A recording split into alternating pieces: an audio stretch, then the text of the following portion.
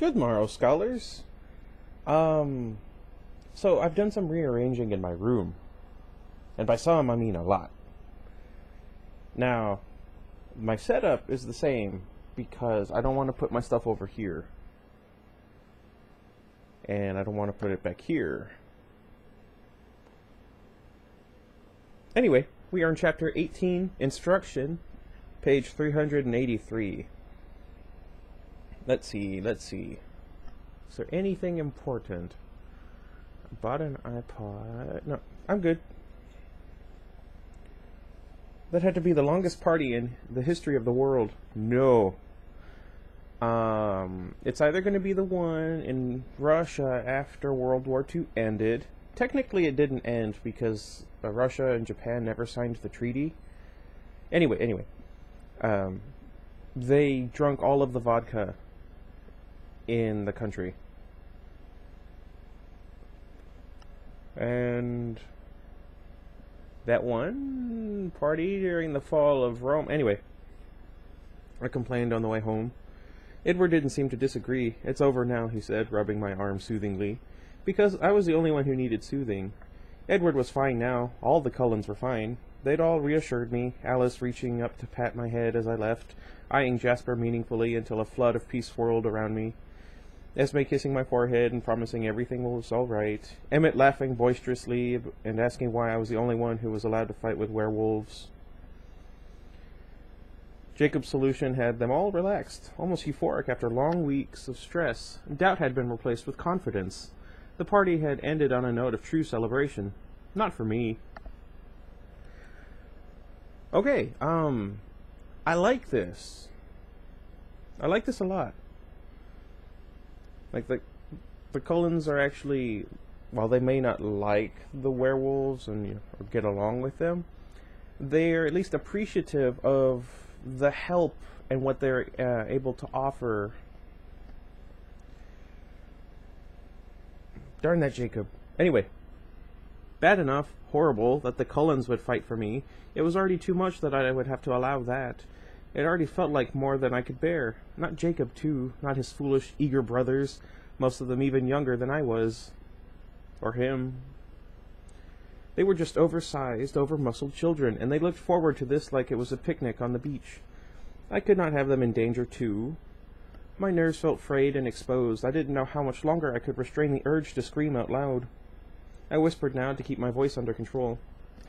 You're taking me with you tonight. Bella, you're worn out. You think I could sleep? He frowned. This is an experiment. I'm not sure if it will be possible for us all to cooperate. I don't want you in the middle of that. As if that didn't make me all the more anxious to go. If you won't take me, then I'll call Jacob. His eyes tightened. That was a low blow, and I knew it, but there was no way I was being left behind. He didn't answer, and, let's see. I don't know how I lost my place while I was reading. We were at Charlie's house now. The front light was on. See you upstairs, I muttered. I tiptoed in the front door. Charlie was asleep in the living room, overflowing the too small sofa, and snoring so loudly it could have ripped a chainsaw to life, and it would... I could have ripped a chainsaw to life, and it wouldn't have wakened him. I shook his shoulder vigorously. Dad, Charlie. He grumbled, eyes still closed. Now my eye hurts. I'm home now. You're going to hurt your back sleeping like that. Come on, time to move. I sleep on the couch an awful lot. Or at least I used to. Remind me to tell you the story sometime. It took a few more shakes, and his eyes never did open all the way, but I managed to get him off the couch. I helped him back to his bed, where he collapsed on top of the covers, fully dressed, and started snoring again. He wasn't going to be looking for me anytime soon. Edward waited in my room while I washed my face and changed into jeans and a flannel shirt. He watched me unhappily from the rocking chair as I hung the outfit Alice had given me in my closet. Sorry. Having chest pains. Come here, I said, taking his hand and pulling him to my bed. I pushed him down on the bed and then curled up against his chest. Maybe he was right and I was tired enough to sleep. I wasn't going to let him sneak off without me.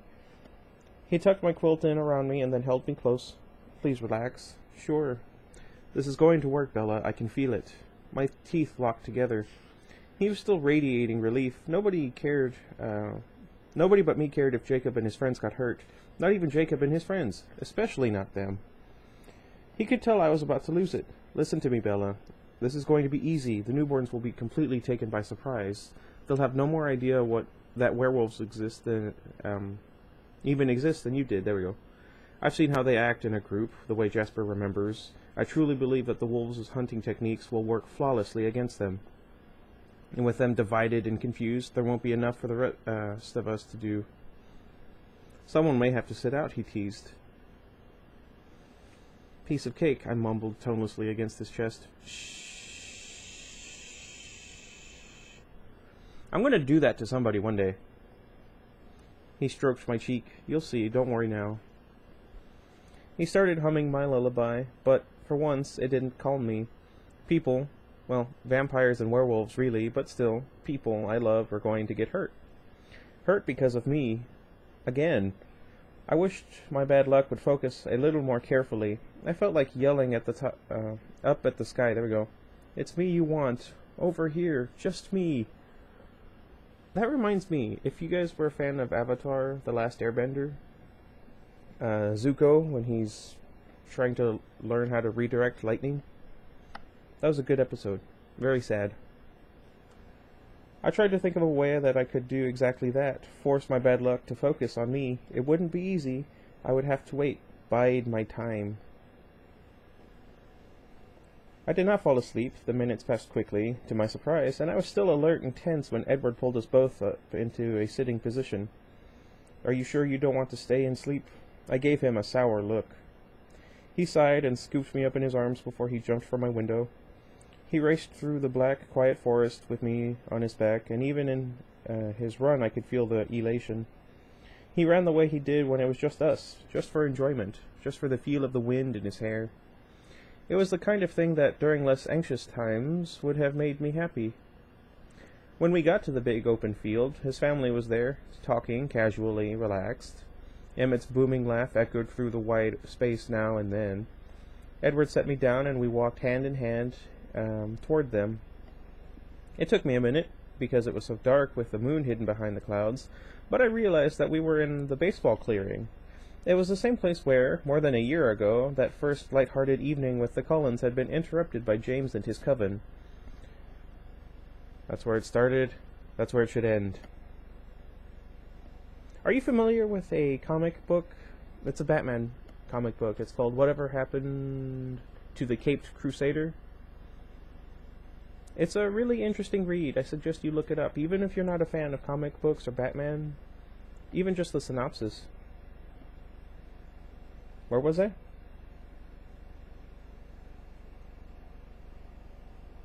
It felt strange to be here again, as if this gathering wouldn't be complete until James and Laurent and Victoria joined us. But James and Laurent were never coming back. That pattern wouldn't be repeated. Maybe all the patterns were broken. Yes, someone had broken out of their pattern. Was it possible that the Volturi were the flexible ones in this equation? I doubted it. Victoria had always seemed like a force of nature to me, like a hurricane moving toward the coast in a straight line, unavoidable, implacable, but predictable. Maybe it was wrong to limit her that way. She had to be capable of adaptation.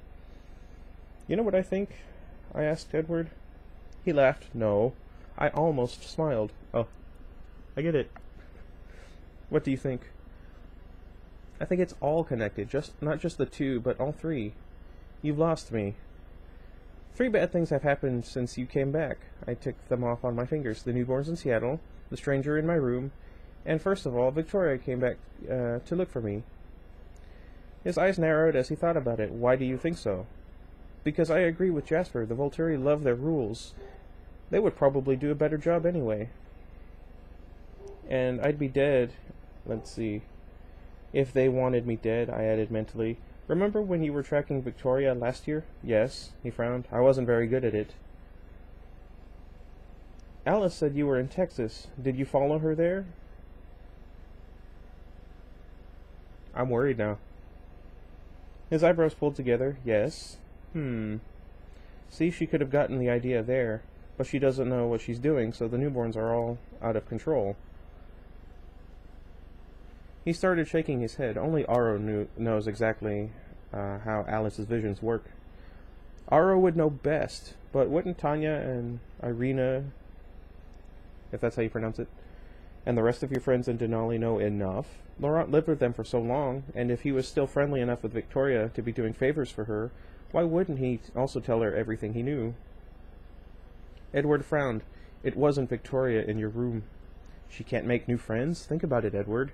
If it is Victoria doing this in Seattle, she's made a lot of new friends. She's created them. He considered it. His forehead creased in concentration. He finally said. It's possible. I still think the Volturi are the most likely. But your theory, there's something there. Victoria's personality. Your theory suits her personality perfectly. She's shown to be a remarkable gift for self-preservation from the start. Maybe it's a talent of hers. Wink, wink. In any case, this plot would put her in no danger at all from us if she sits safely behind and lets the newborns wreak their havoc here, and maybe little danger from the Volturi either. Perhaps she's counting on us to win in the end, though certainly not without heavy casualties of our own, but no survivors from her little army to bear witness against her. In fact, he continued, thinking it through, if there were survivors, I'd bet she'd be planning to destroy them herself. Still, she'd have to have at least one friend who was a bit more mature. No fresh-made newborn left your father alive. He frowned into space for a long moment, and then suddenly smiled at me, coming back from his reverie. Definitely possible. Regardless, we've got to be prepared for anything until we know for sure. You're very perceptive today, he added. It's impressive. Bella needs to have more of that. You know what I mean?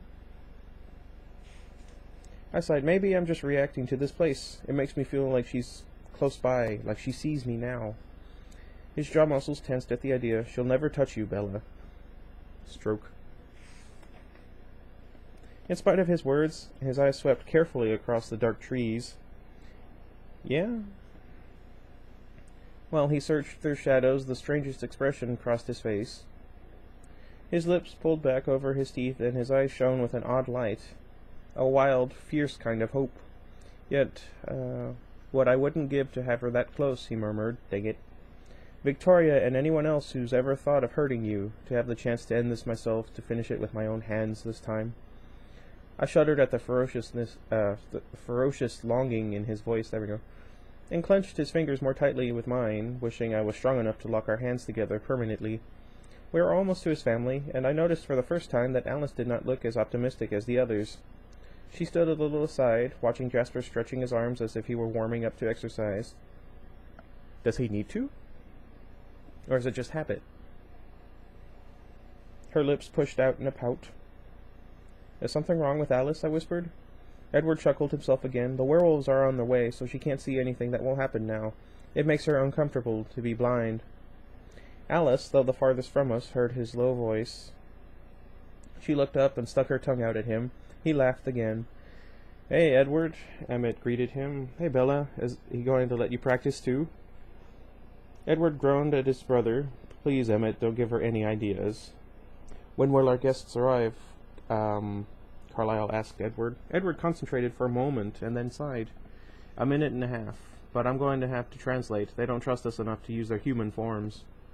Carlyle nodded. This is hard for them. I'm grateful they're coming at all. I stared at Edward, my eyes stretched wide. They're coming as wolves? He nodded, cautious of my reaction. I swallowed once, remembering the 2 times I'd seen Jacob in his wolf form. The first time in the meadow with Laurent, the second time on the forest lane where Paul had gotten angry at me. They were both memories of terror. A strange gleam came into Edward's eyes, as though something had just occurred to him, something that was not altogether unpleasant. He turned away quickly, before I could see any more, back to Carlyle and the others. Prepare yourselves. They've been holding out on us. What do you mean? Alice demanded. Shh, he cautioned, and stared past her into the darkness. The Cullens' informal circle suddenly widened out into a loose line with Jasper and Emmett at the spear point. From the way Edward leaned forward next to me, I could tell that he wished he was standing beside them. I tightened my hand around his. I squinted toward the forest, seeing nothing. Dang, Edward muttered under his breath. Did you ever see anything like it? Esme and Rosalie exchanged a wide-eyed glance. What is it? I whispered as quietly as I could. I can't see. The pack has grown, Edward murmured into my ear. Hadn't I told him that Quill had joined the pack? I strained to see the 6 wolves in the gloom. Finally, something glittered in the blackness, their eyes higher up than they should be. I had forgotten how very tall the wolves were, like horses, only thick with muscle and fur. Has she never seen a Clydesdale? I love Clydesdales. When we went to SeaWorld and we saw them pulling... Never mind, I'm gonna get too distracted. And teeth like knives, impossible to overlook. I could only see the eyes, and as I scanned, straining to see more, it occurred to me that there were more than 6 pairs facing us. 1, 2, 3... I counted the pairs swiftly in my head. Twice. There were 10 of them.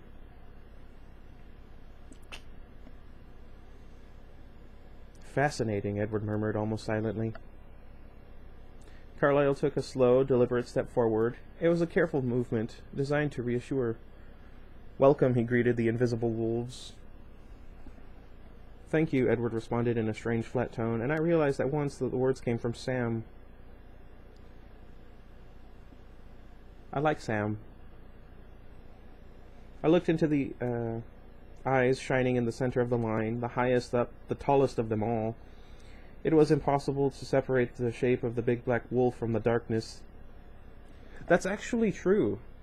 If you want to, blend into the darkness of night, dressed all in pitch black will actually make you stand out as a silhouette. But if you have a deep navy blue or a very dark gray, that blackness will swallow you up and it'll be very difficult for you to be seen. Think about that. Let's see, where was I? I looked, let's see, okay. Edward spoke again in the same detached voice, speaking Sam's words. We will watch and listen, but no more. That is the most we can ask of our self-control. It's good that they're aware. That is more than enough, Carlyle answered. My son, Jasper, he gestured to where Jasper stood, tensed and ready, has experience in this area. He will teach us how they fight, how they are able to be defeated. I'm sure you can apply this to your own hunting style. They are different from you? Edward asked for Sam. Carlyle nodded. They are all very new, only months old to this life. Children, in a way. They will have no skill or strategy, only brute strength. Tonight their numbers stand at 20. 10 for us, 10 for you. It shouldn't be difficult. The numbers may go down. The new ones fight amongst themselves. A rumble passed down the shadowy line of wolves, a low growling mutter that somehow managed to sound enthusiastic. That'd be bizarre. We are willing to take more than our share if necessary, Edward translated, his tone less indifferent now. Carlyle smiled. We'll see how it plays out. Do you know when and how they'll arrive? They'll come across the mountains in 4 days, in the late morning. As they approach, Alice will help us intercept their path. Thank you for the information. We will watch. With a sighing sound, the eyes sank closer to the ground, one said at a time. It was silent for 2 heartbeats, and then Jasper took a step to the empty space between the vampires and the wolves. It wasn't hard for me to see him. His skin was as bright against the darkness as the wolves' eyes. Jasper threw a wary glance around toward Edward, who nodded, and then Jasper turned his back to the werewolves. He sighed, clearly uncomfortable. Carlyle's right. Jasper spoke only to us. He seemed to be trying to ignore the audience behind him. They'll fight like children. The 2 most important things you'll need to remember are, first, don't let them get their arms around you, and second, don't go for the obvious kill. That's all they'll be prepared for. As long as you come at them from the side and keep moving, they'll be too confused to respond effectively. Emmett stepped out of the line with a huge smile. Jasper backed toward the north end of the opening between the allied enemies. He waved Emmett forward. Okay, Emmett first. He's the best example of a newborn attack. Emmett's eyes narrowed. I'll try not to break anything, he muttered. Jasper grinned. What I meant is that Emmett relies on his strength. He's very straightforward about the attack. The newborns won't be trying anything subtle either. Just go for the easy kill, Emmett. Jasper backed up a few more paces, his body tensing. Okay, Emmett tried to catch me. And I couldn't see Jasper anymore. He was a blur as Emmett charged at him like a bear, grinning while he snarled. Emmett was impossibly quick too, but not like Jasper. It looked like Jasper had no more substance than a ghost. Any time it seemed Emmett's big hands had him for sure, Emmett's fingers clenched around nothing but the air. Beside me, Edward leaned forward intently, his eyes locked on the brawl, then Emmett froze. Jasper had him from behind, his teeth an inch from his throat. Emmett cussed. There was a muttered rumble of appreciation from the watching wolves. Again, Emmett insisted, his smile gone. It's my turn, Edward protested. His fingers tensed around his... my fingers tensed around his... What? In a minute, Jasper grinned, stepping back. I want to show Bella something first. I watched with anxious eyes as he waved Alice forward. I know you worry about her, he explained to me as she danced blithely into the ring. I want to show you why that's not necessary. Though I knew that Jasper would never allow any harm to come to Alice, it was still hard to watch as he sank back into a crouch facing her. Alice stood motionlessly, looking tiny as a doll after Emmett, smiling to herself. Jasper shifted forward, then slinked to her left. Alice closed her eyes. My heart thumped unevenly as Jasper stalked toward where Alice stood. Jasper sprang, disappearing. Suddenly he was on the other side of Alice. She didn't appear to have moved. Jasper wheeled and launched himself at her again, only to land in a crouch behind her like the first time. All the while, Alice stood smiling with her eyes closed. I watched Alice more carefully now. She was moving. I'd just been missing it, distracted by Jasper's attacks. She took a small step forward at the exact second that Jasper's body flew through the spot where she'd just been standing. She took another step while Jasper's grasping hands whistled past where her waist had been. Jasper closed in, and Alice began to move faster. She was dancing, spiraling and twisting and curling in on herself. Jasper was her partner, lunging, reaching through her graceful patterns, never touching her, like every movement was choreographed. Finally, Alice laughed. Out of nowhere, she was perched on Jasper's back, her lips at his neck. Gotcha, she said, and kissed his throat. Jasper chuckled, shaking his head. You truly are one frightening little monster. The wolves muttered again. This time the sound was wary. It's good for them to learn some respect, Edward murmured, amused. Then he spoke louder. My turn. He squeezed my hand before he let go. Alice came to take his place beside me. Cool, huh? She asked me smugly. Very, I agreed, not looking away from Edward as he glided noiselessly toward Jasper, his movements lithe and watchful as a jungle cat. I've got my eye on you, Bella, she whispered suddenly, her voice pitched so low I could barely hear, though her lips were at my ear. My gaze flickered to her face and then back to Edward. His intent on Jasper, both of them fainting as he closed the distance. Alice's expression was full of reproach. I'll warn him if your plans get any more defiant, she threatened in the same low murmur. It doesn't help anything for you to put yourself in danger. Do you think either of them would give up if you died? They'd still fight. We all would. You can't change anything, so just be good, okay? I grimaced, trying to ignore her. I'm watching, she repeated. Edward had closed on Jasper now, and this fight was more even than either of the others. Jasper had the century of experience to guide him, and he tried to go on instinct alone as much as he could, but his thoughts always gave him away a fraction of a second before he acted. Edward was slightly faster, but the moves Jasper used were unfamiliar to him. They came at each other again and again, neither one able to gain the advantage. Instinctive snarls erupting constantly. It was hard to watch, but harder to look away. They moved too fast for me to really understand what they were doing. Now and then, the sharp eyes of the wolves would catch my attention. I had a feeling the wolves were getting more out of this than I was. Maybe more than they should. Eventually, Carlyle cleared his throat. Jasper laughed and took a step back. Edward straightened up and grinned at him. Back to work, Jasper consented. We'll call it a draw. Everyone took turns, Carlyle, then Rosalie, Esme, and Emmett again. I squinted through my lashes, cringing as Jasper attacked Esme. That one was the hardest to watch. Then he slowed down, still not quite enough for me to understand his motions, and gave more instruction. You see what I'm doing here, he would ask. Yes, just like that, he encouraged. Concentrate on the sides. Don't forget where their target will be. Keep moving. Edward was always focused, watching, and also listening to what the others couldn't see. It got more difficult to follow as my eyes got heavier. I hadn't been sleeping well lately. Anyway, and it was approaching a solid 24 hours since the last time I'd slept. I leaned against Edward's side and let my eyelids droop. "We're about finished," he whispered. Jasper confirmed that, turning toward the wolves for the first time, his expression uncomfortable again. "I feel like that too. We'll be doing this tomorrow. Please feel welcome to observe again." "Yes," Edward answered in Sam's cool voice. "We'll be here." Then Edward sighed, patted my arm, and stepped away from me. He turned to his family. "The pack thinks it would be helpful to be familiar with each of our scents, so they don't make mistakes later. If we could hold very still, it would make it easier for them." "Certainly," Carlyle said to Sam. "Whatever you need." There was a gloomy, throaty grumble from the wolf pack as they all rose to their feet. My eyes were wide again, exhaustion forgotten. The deep black of the night was just beginning to fade, the sun brightening the clouds, though it hadn't cleared the horizon yet, far away on the other side of the mountains. As they approached, it was suddenly possible to make out shapes, colors. Sam was in the lead, of course, unbelievably huge, black as midnight, a monster straight out of my nightmares. Literally, after the first time I'd seen Sam and the others in the meadow, they'd starred in my bad dreams more than once. Now that I could see them all, match the vastness with each pair of eyes, it looked like more than 10. The pack was overwhelming. Out of the corner of my eye, I saw that Edward was watching me, carefully evaluating my reaction.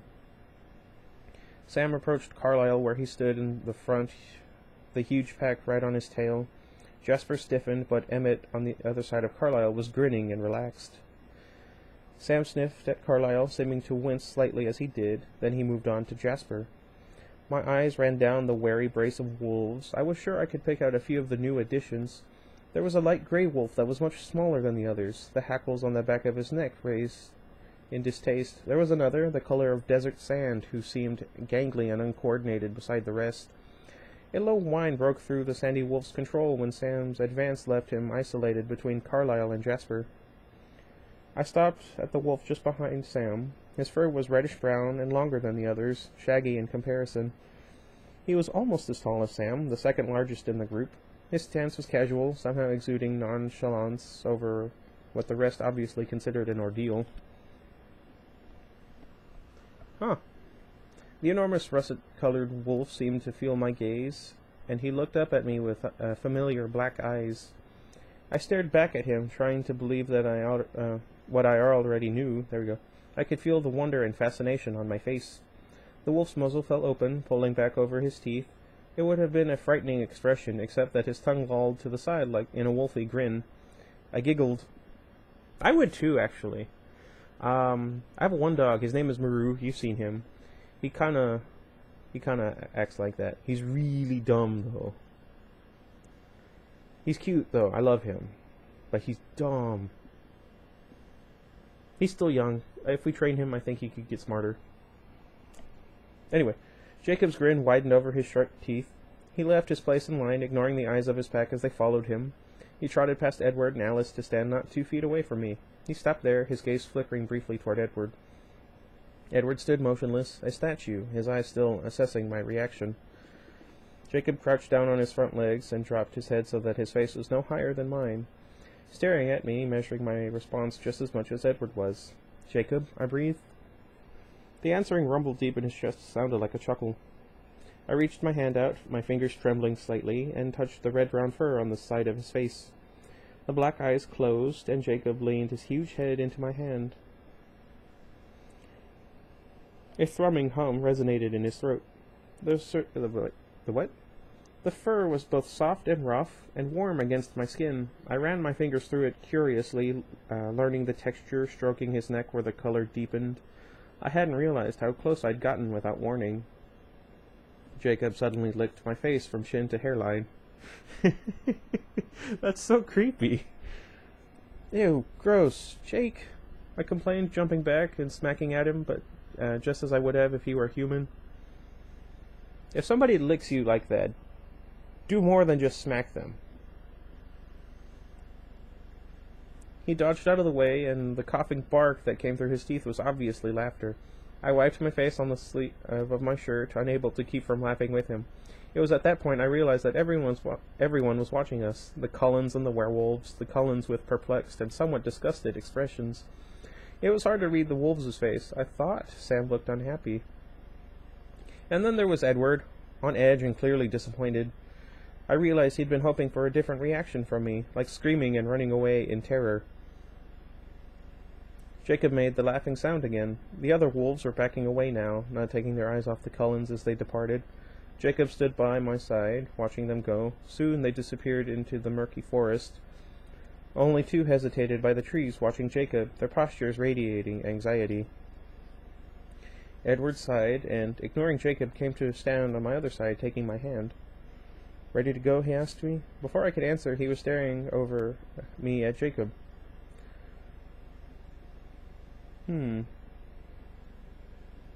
I've not quite figured out all the details yet, he said, answering the question in Jacob's thoughts. The Jacob wolf grumbled sullenly. "It's more complicated than that," Edward said. "Don't concern yourself. I'll make sure it's safe."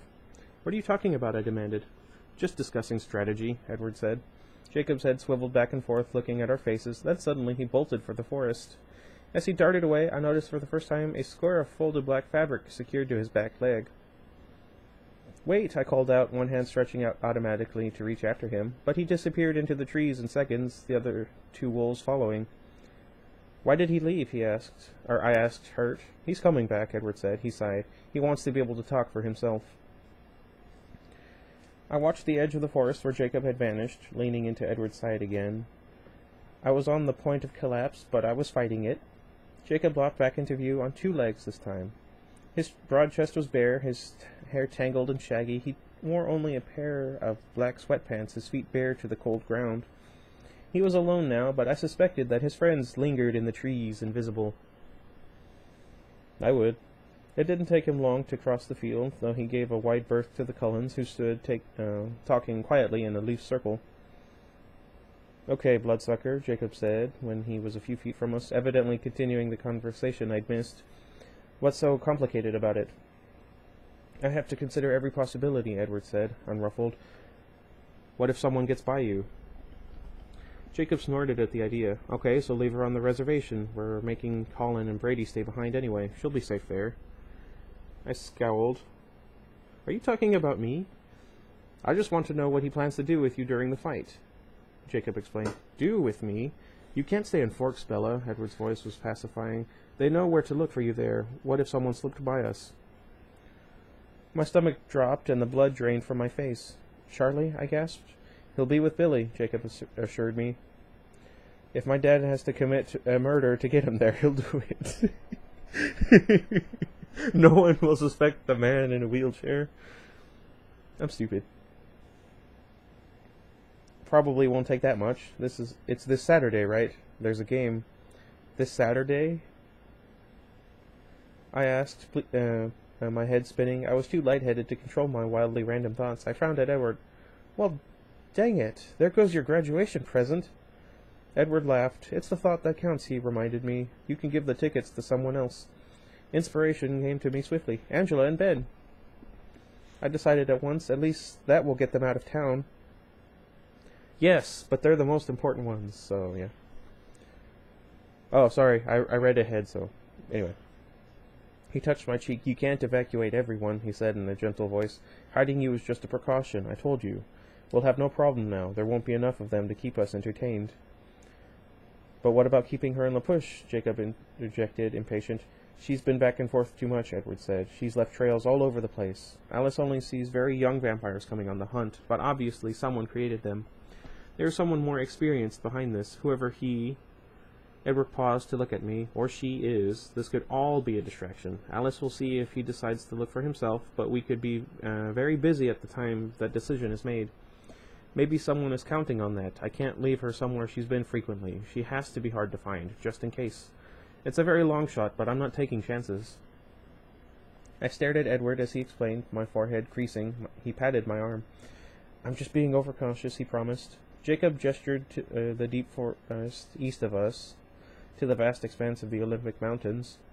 So hide her here, he suggested. There's a million possibilities, places either one of us could be in just in a few minutes if there's a need. Edward shook his head. Her scent is too strong, and combined with mine, especially distinct. Even if I carried her, it would leave a trail. Our trace is all over the range, but in conjunction with Bella's scent, it would catch their attention. I'm not sure exactly which path they'll take, because they don't know yet. If they crossed her scent before they found us. Both of them grimaced at the same time, their eyebrows pulling together. You see the difficulties. There has to be a way to make it work, Jacob muttered. He glared toward the forest, pursing his lips. I swayed on my feet. Edward put his arm around my waist, pulling me closer and supporting my weight. I need to get you home. You're exhausted, and Charlie will be waking up soon. Wait a sec, Jacob said, wheeling back to us, his eyes bright. My scent disgusts you, right? Not bad. Edward was 2 steps ahead. It's possible. He turned toward his family. Jasper, he called. Jasper looked up curiously. He walked over with Alice, a half-step behind. Her face was frustrated again. Okay, Jacob. Edward nodded at him. Jacob turned toward me with a strange mixture of emotion on his face. He was clearly excited by whatever this new plan of his was, but he was also still uneasy so close to his enemy allies. What? And then it was my turn to be wary as he held his arms out toward me. Edward took a deep breath. We're going to see if I can confuse the scent enough to hide your trail. I stared at his open arms suspiciously. You're going to have to let him carry you, Bella, Edward told me. His voice was calm, but I could hear the subdued distaste. I frowned. Jacob rolled his eyes, impatient, and reached down to yank me up into his arms. That sounds nice. Don't be such a baby, he muttered. But his eyes flickered to Edward just like mine did. Edward's face was composed and smooth. He spoke to Jasper. Bella's scent is so much more potent to me. I thought it would be a fairer test if someone else tried. Jacob turned away from them and paced swiftly into the woods. I didn't say anything as the dark closed around us. I was pouting, uncomfortable in Jacob's arms. It felt too intimate to me. Surely he didn't need to hold me quite so tightly, and I couldn't help but wonder what it felt like to him. It reminded me of my last afternoon in La Push, and I didn't want to think about that. I folded my arms, annoyed when the brace on my hand intensified the memory. We didn't go far. He made a wide arc and came back into the clearing from a different direction, maybe a half-football field away from our original departure point. Edward was there alone, and Jacob headed toward him. Toward him. There we go. You can put me down now. I don't want to take the chance of messing up the experiment. His walk slowed, and his arms tightened. You are so annoying, I muttered. Thanks. Out of nowhere, Jasper and Alice stood beside Edward. Jacob took one more step and then set me down a half-dozen feet from Edward. Without looking back at Jacob, I walked to Edward's side and took his hand. Well, I asked. As long as you don't touch anything, Bella, I can't imagine someone sticking their nose close enough to that trail to catch your scent, Jasper said, grimacing. It was almost completely obscured. A definite success, Alice agreed, wrinkling her nose. And it gave me an idea. Which will work, Alice added confidently. Clever, Edward agreed. How do you stand that? Jacob muttered to me. Edward ignored Jacob and looked at me while he explained. Well, you're going to leave a false trail to the clearing, Bella.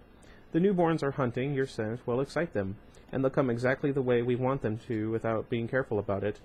Alice can already see that this will work. When they catch our scent, they'll split up and try to come at us from 2 sides. Half will go through the forest, where her vision suddenly disappears. Yes, Jacob hissed. Edward smiled at him, a smile of true comradeship. I'm going to say camaraderie. I felt sick. How could they be so eager for this? How could I stand having both of them in danger? I couldn't. I wouldn't. Not a chance, Edward said, suddenly his voice disgusted. It made me jump, worrying that he'd somehow heard my resolve, but his eyes were on Jasper. I know, Jasper said quickly. I didn't even consider it. Not really. Alice stepped on his foot. If Bella was actually there in the clearing, Jasper explained to her, it would drive them insane. They wouldn't be able to concentrate on anything but her. It would make picking them off truly easy. Edward's glare at Jasper, backtracking. Of course, it's too dangerous for her. It was just an errant thought, there we go. He added quickly, but he looked at me from the corner of his eyes, and the look was wistful. No, Edward said, his voice rang with finality. You're right, Jasper said. He took Alice's hand and started back to the others. Best 2 out of 3, I heard him ask as they went to practice again. There we go. Jacob stared after him in disgust. Jasper looks at things from a military perspective, Edward quietly defended his brother. He looks at all the options. It's thoroughness, not callousness. Jacob snorted. He'd edged closer, unconsciously drawn by his absorption in the planning. He stood only 3 feet from Edward now, and standing there between them, I could feel the physical tension in the air. It was like static, an uncomfortable charge. Edward got back to business. I'll bring her here Friday afternoon to lay the false trail. You can meet us afterward, and carry her to a new place I know. Completely out of the way and easily defensible. Not that it will come to that. I'll take another route there. And then what? Leave her with a cell phone? Jacob asked critically. You have a better idea? Jacob was suddenly smug. Actually, I do. Oh. Again, dog. Not bad at all. Jacob turned to me quickly, as if determined to play the good guy by keeping me in the conversation. We tried to talk Seth into staying behind with the younger two. He's still too young, but he's stubborn and he's resisting, so I thought of a new assignment for him. Cell phone. I tried to look like I got it. No one was fooled. As long as Seth Clearwater is in his wolf form, he'll be connected to the pack, Edward said. Distance isn't a problem, he added, turning to Jacob. Nope. 300 miles? Edward asked. That's impressive. Jacob was the good guy again. That's the farthest we've ever gone to experiment, he told me. Still clear as a bell. I nodded absently. I was reeling from the idea that little Seth Clearwater was already a werewolf, too, and that made it difficult to concentrate. I could see his bright smile, so much like a younger Jacob, in my head. He couldn't be more than 15 if he was that. His enthusiasm at the council meeting bonfire suddenly took on a new meaning. It's a good idea, Edward seemed reluctant to admit. I'll feel better with Seth there, even without the instantaneous communication. I don't know if I'd be able to leave Bella there alone. To think it's come to this, though. Trusting werewolves. Fighting with vampires instead of against them, Jacob mirrored Edward's tone of disgust. Well, you still get to fight against some of them, Edward said. Jacob smiled. That's the reason we're here. I say similar things about that at work. Because I'm so much taller than most people. Anyway. That was chapter 18. I actually enjoyed that chapter, even the first time I read it. I'm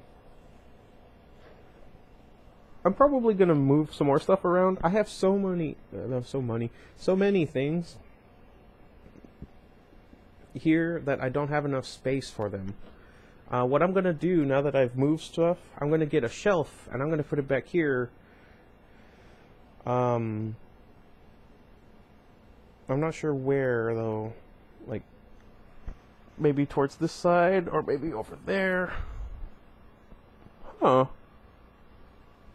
That's something to think about. Anyway, I took a chair from the kitchen. Well, not the kitchen, the dining room.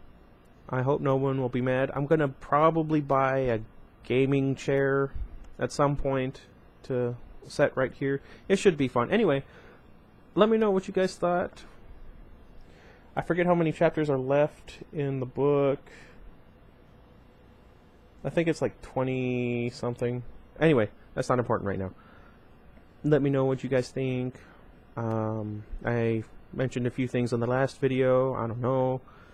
Oh, I need to remember to send a link to a friend of mine of this one video I did with my friend Ryan of Dying Light. So I'm going to do that, and until next time, goodbye everybody.